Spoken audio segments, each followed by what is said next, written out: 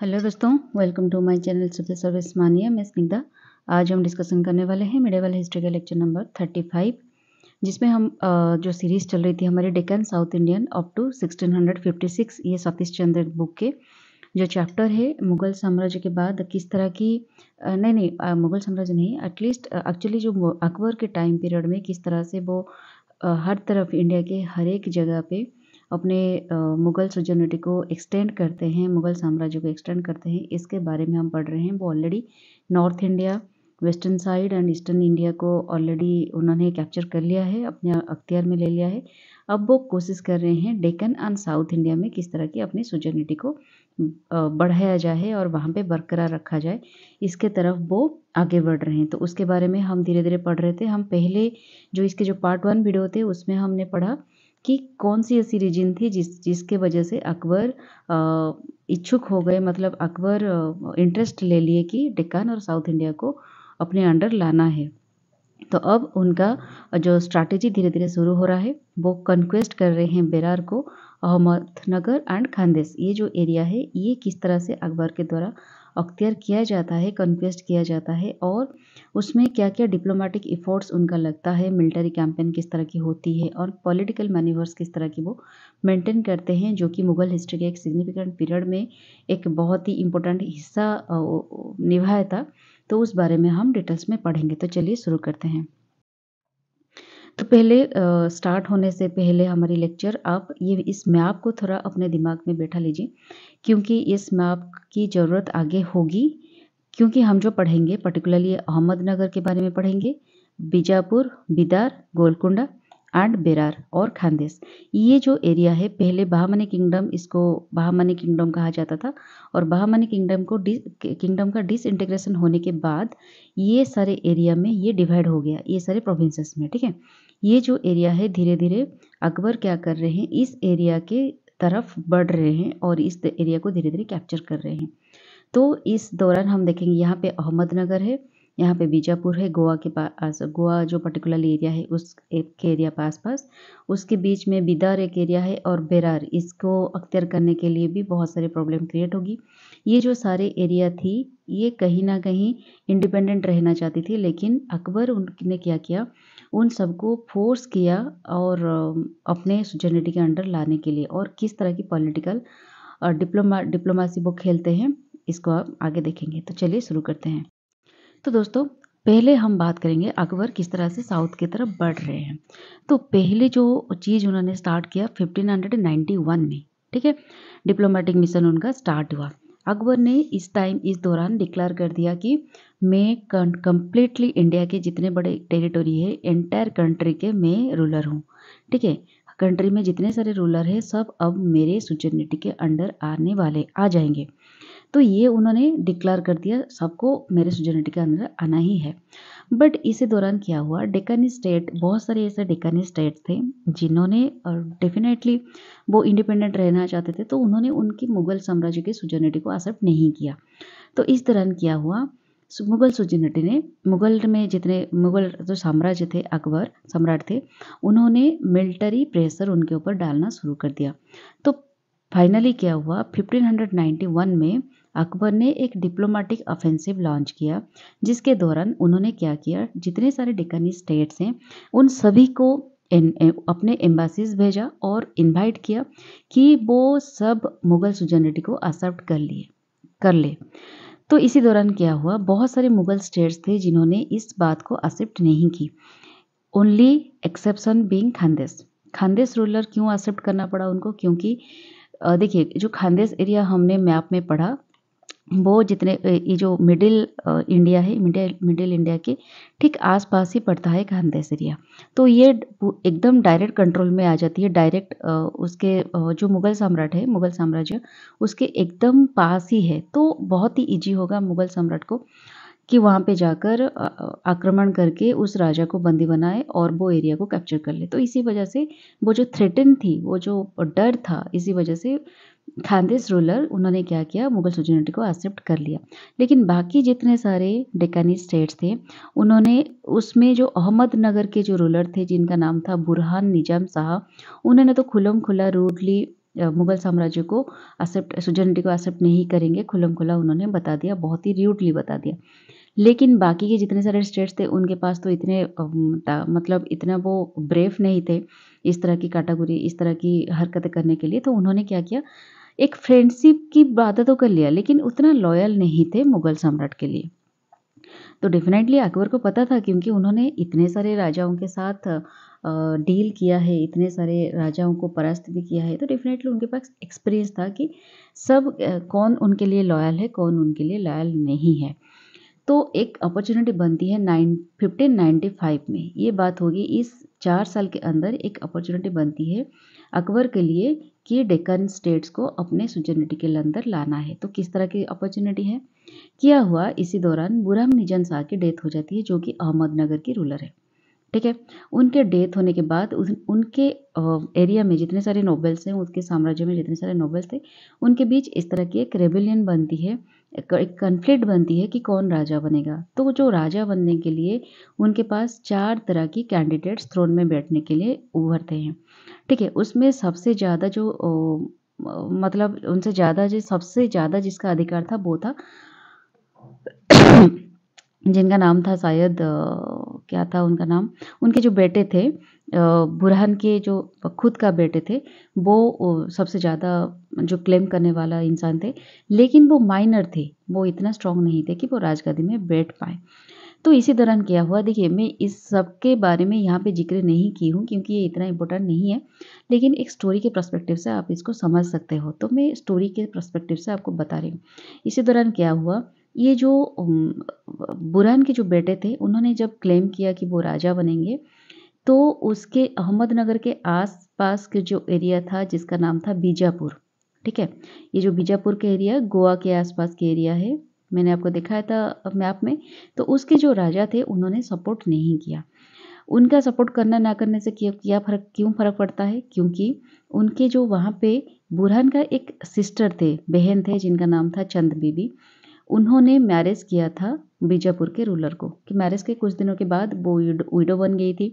तो वहाँ पे उन्होंने बीजापुर में 10 साल तक उन्होंने वहाँ पे राज किया। लेकिन जब उनको पता चला उनके भाई का देहांत हो गया है और उनके बेटे क्लेम कर रहे हैं, तो उन्होंने आ गए अहमदनगर उनको सपोर्ट करने के लिए। लेकिन क्या हुआ कि इसी दौरान जब उन्होंने ये देखा कि वो एक माइनर है और वो खुद इतना बड़ा स्टेप नहीं ले सकते, उनको असिस्ट करने के लिए कुछ लोग चाहिए और बहुत सारे नोबल्स हैं जो नहीं चाहते कि उनके बेटे राजा बने, तो इसी वजह से वो वहाँ पे रह गए और उनको असिस्ट करने के लिए वहाँ पे रूल करने के लिए अहमदनगर को वहाँ पे रह गए। तो ये जो चीज़ हुआ, एक लेडी वो जब पहुँच गई वहाँ पे, तो इतने सारे जो नॉवेल्स थे वहाँ पे उन्होंने रेबेलियन करना शुरू कर दिया, जिसके वजह से बहुत सारे राइवलरी पार्टीज़ बन गए उनके खिलाफ और उन्होंने मुगल्स को इनवाइट किया वहाँ पे आक्रमण करने के लिए। देखिए यहाँ पे किस तरह की अपॉर्चुनिटी बनती है। The struggle which now began was really a struggle between Bijapur and Mughals for the dominion of Ahmednagar state. तो इस दौरान क्या हुआ, एक तो मुगल साम्राज्य वो स्ट्रगल कर रही है अहमदनगर को कैप्चर करने के लिए, और यहाँ पे जो बीजापुर एरिया है यहाँ पे ये भी स्ट्रगल कर रही है अहमदनगर को कैप्चर करने के लिए।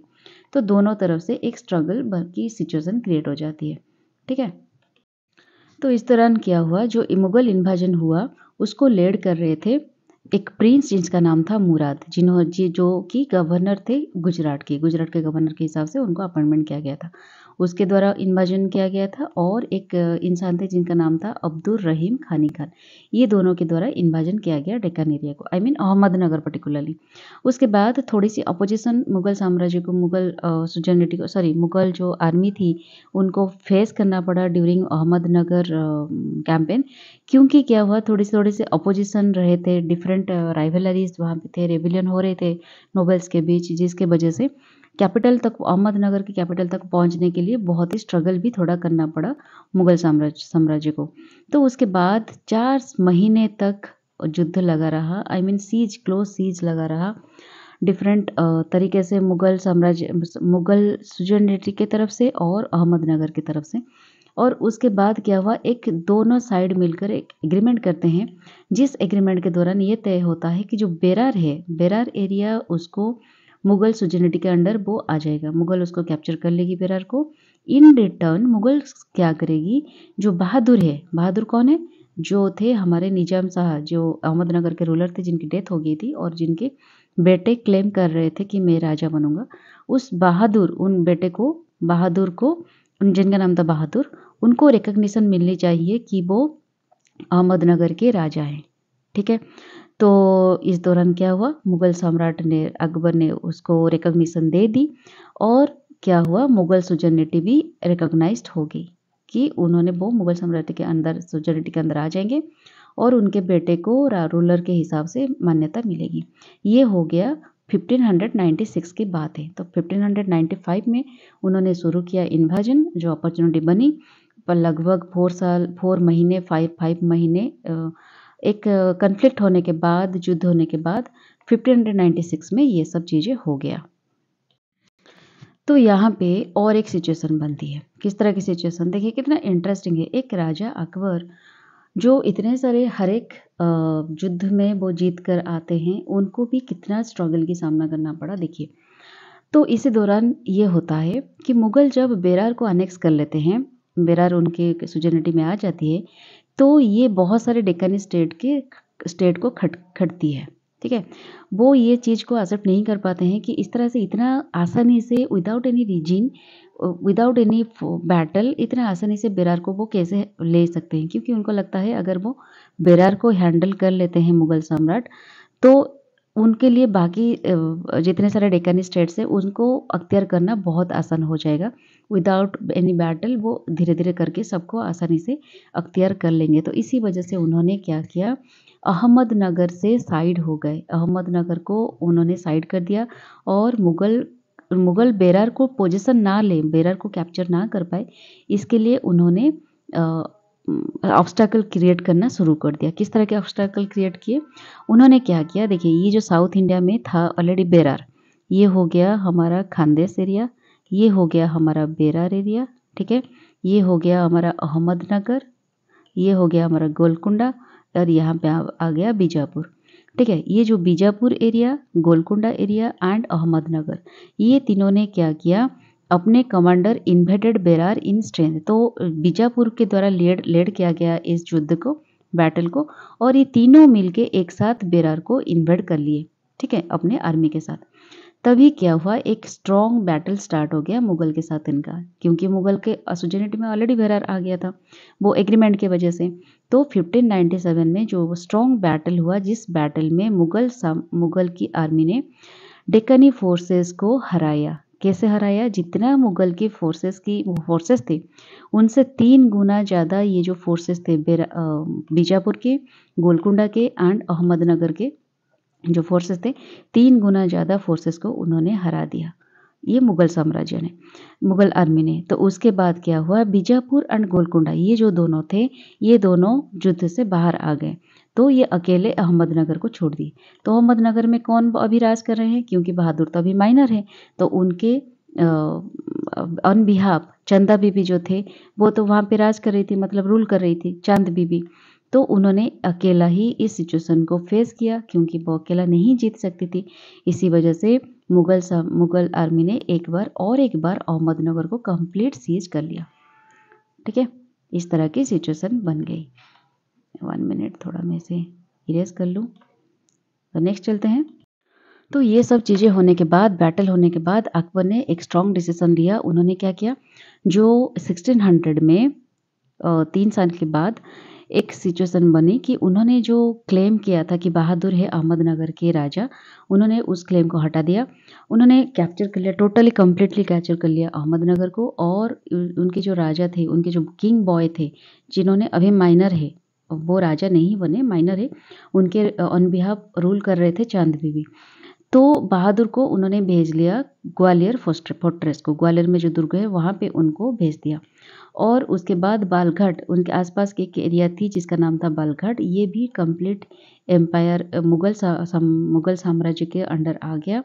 और मुगल ने एक गैरिसन बनाया अहमदनगर में, मतलब गैरिसन मतलब एक छोटा सा उनका स्टेशन बनाया, जहाँ पे ये देख रेख करेंगी सोल्जर्स वगैरह, आर्मी वगैरह, कि वहाँ पे सब कुछ ठीक है और वो जो एरिया है कम्प्लीटली हमारे अंडर है। तो वहाँ पे एक मुगल गारिसन बनवाया गया। ये सब चीज़ें हो गया 1600 में। उसके एक साल बाद अकबर ने धीरे धीरे खानदेश की जो बहुत ही स्ट्रॉन्गेस्ट फोर्ट एक है डेक्कन की, जिसका नाम है असीरगढ़, इसको भी उन्होंने अख्तियार कर लिया। खानदेश कम्प्लीटली 1601 में मुगल एम्पायर में वो इनकॉर्पोरेट हो गया। उसके बाद क्या हुआ, एक चीज़ बनती है कि प्रिंस दयाल जो कि है अकबर की सबसे छोटे बेटे, उनको मुगल डेक्कन में जो मुगल आर्मीज है उनके कमांडर के हिसाब से वहाँ पे उनको भेजा गया। और वहाँ पे एक नोबेल थे, नोबेल के अंदर जितने सारे नोबेल्स अपने आप के बीच रिबेल कर रहे थे कि किसको राजा बनना है, उसके अंदर उन्होंने चूज किया मुर्तजा निजाम शाह टू को, जिनका नाम था, उनको अहमदनगर के रूलर के हिसाब से उन्होंने चुना। तो क्या हुआ, ये जो यंगेस्ट सन थे प्रिंस दयाल, उन्होंने क्या किया, एक एग्रीमेंट बनवाया अहमदनगर बालघाट की। किस एग्रीमेंट की, एग्रीमेंट में क्या हुआ, ये लिखा गया, प्रोक्लेम किया गया कि अहमदनगर, बालघाट एंड तेलंगाना के कुछ पार्ट्स जो कि मुगल सुजनिटी के अंदर कंप्लीटली आ जाएंगे, सरेंडर कर लेंगे, और अहमदनगर के जितने सारे रिमेनिंग पोर्शन रहेंगे किंगडम के, वो मुर्तजा निजाम शाह के अंडर में आएंगे। लेकिन ये एग्रीमेंट रहेगी कि वो लॉयल होकर रहेंगे और कभी भी रेबेल नहीं करेंगे। ये एग्रीमेंट बनवाया, ये था 1601 में। ये जो एग्रीमेंट बनवाया वो था प्रिंस दयाल के द्वारा बनवाया गया, जो थे अकबर के सबसे छोटे बेटे। उसके बाद की स्टोरी क्या हुआ कि अकबर जब असीरगढ़, जो कि खानदेश में एक बहुत बड़े सबसे स्ट्रॉन्गेस्ट फोर्ट था डेक्कन की, उसको कैप्चर करने के बाद वो रिटर्न कर आते हैं नॉर्थ इंडिया में, क्योंकि नॉर्थ में उनको डील करना होता है। बहुत सारे रेबेलियन चल रहे थे उनके बेटे के अगेंस्ट, सलीम जिनका नाम था। तो वो जो चले आते हैं, तो डेक्कन में जो कमांडर थे, डेक्कन में जो चीज़ें संभाल रहे थे, वो थे अकबर के छोटे बेटे दनियाल। ठीक है, तो ये होने के बाद ऑल्दो अकबर ने बहुत सारे डेक्कन की स्टेट्स अचीवमेंट कर लिए थे, कॉन्क्वेस्ट कर लिए थे, जैसे कि खानदेश, बेरार, बालघाट, अहमदनगर, क्योंकि लेकिन फिर भी उनको ये पता था, उनको ये कहीं ना कहीं बीच में उनके दिमाग में आ रही थी कि उसको कंसोलिडेट करना है, एक की तरह मतलब उनको पता था कहीं ना कहीं एक वक्त आएगा कि ये फिर से इंडिपेंडेंट होने लगेंगे, क्योंकि जितने सारे एग्रीमेंट होते हैं, agreements promises are made to be broken. ठीक है, ये तो लिखा गया है। तो एग्रीमेंट होता है, लेकिन एग्रीमेंट के साथ कोई बहुत देर तक नहीं टिकता। तो इसी वजह से क्या होता है, बीच बीच में रेबिलियन स्टार्ट हो जाते हैं। कोई स्ट्रॉन्गेस्ट रूलर अगर आ जाता है तो बीच में रेबिलियन क्रिएट कर देता है। तो इसी वजह से अकबर के दिमाग में ये था कि जो बीजापुर है, कहीं ना कहीं ये मे बी प्रॉब्लम क्रिएट कर सकता है, ऑब्स्टेकल क्रिएट कर सकता है डेक्कन स्टेट को कंसोलिडेट करने के लिए। ठीक है, एक साथ एकजुट करके रखने के लिए मुगल के साथ। तो उन्होंने इसी वजह से क्या किया, जो बीजापुर के जो रूलर थे इब्राहिम आदिल शाह, उनके पास एक एग्रीमेंट उन्होंने भेजा, एक प्रपोजल भेजा कि उनके जो छोटे बेटे थे दनियाल, उनके साथ उनके बेटी को मैरिज करने के लिए मैरिज प्रपोजल उन्होंने भेजा। तो सून आफ्टर मैरिज, तो मैरिज होने के एक साल बाद 1602 में क्या हुआ, प्रिंस की डेथ हो जाती है ड्यू टू एक्सेसिव ड्रिंकिंग। ठीक है, तो ये जो सिचुएशन, उनके जो छोटे बेटे का डेथ हो जाती है, उसके बाद सिचुएशन थोड़ा फिर से बिगड़ जाती है। डेक्कन रिमेन नेबुलस, तो फिर से वही मतलब स्टेबिलिटी नहीं रहती, फिर से उस तरह की कंडीशन क्रिएट हो जाती है। क्योंकि देखिए, एक राजा जो कि ऑलरेडी है नॉर्थ में, उनके रेबिलियन चल रहे हैं, वेस्ट में चल रहे हैं, ईस्ट में चल रहे हैं, साउथ में चल रहे हैं, वो कितने एक जगह पे वो टिकते हैं तो दूसरे जगह पे रेबिलियन हो जाता है। तो इस तरह की बहुत ही कॉम्प्लिकेटेड सिचुएशन में अकबर संभालते जाते थे। तो जब यहाँ पे नॉर्थ में आते हैं तो साउथ में कहीं ना कहीं उनके देखिए बेटे का डेथ हो जाता है। तो ये जो चीज़ें हैं, उनके अकबर के जो सक्सेसर आते हैं जहांगीर, वो थोड़ा धीरे धीरे टैकल करना शुरू करते हैं। तो डिस्पाइट सिग्निफिकेंट टेरिटोरियल गेन्स, बहुत सारे टेरिटोरी को उन्होंने गेन कर लिया होता है, लेकिन ये जो डेक्कन की स्टेट को कंसोलिडेट करना उनके लिए थोड़ा डिफिकल्ट हो रहा था ड्यू टू पॉलिटिकल लैंडस्केप। यहाँ की लैंडस्केप बहुत ही पॉलिटिकल है और डिफरेंट लैंडस्केप है। और लोकल जो पावर होते हैं, लोकल जो ट्रेडिशन पीपुल होते हैं, ट्राइबल पीपुल होते हैं, ट्रेडिशनल पीपुल होते हैं, उनके बीच में धीरे धीरे जो पावर जब बढ़ती है, कई स्ट्रॉन्गेस्ट रूलर आ जाते हैं, उनके बीच कॉन्फ्लिक्ट क्रिएट हो जाती है। तो जो कि एक चैलेंज बन जाता था मुगल साम्राज्य के लिए कि डेक्कन स्टेट को कंसोलिडेट करने में। तो नेक्स्ट स्टेज अकबर क्या लेते हैं, क्या स्टेप लेते हैं, क्या चीज़ें होते हैं, तो धीरे धीरे हम इसके बारे में नेक्स्ट वीडियो में पढ़ेंगे। तो वो वीडियो देखने के लिए stay tuned with my channel, and if you like really like my channel, like my content, तो kindly subscribe this channel for more updates. So आज के लिए इतना ही। Tata, bye bye and take care.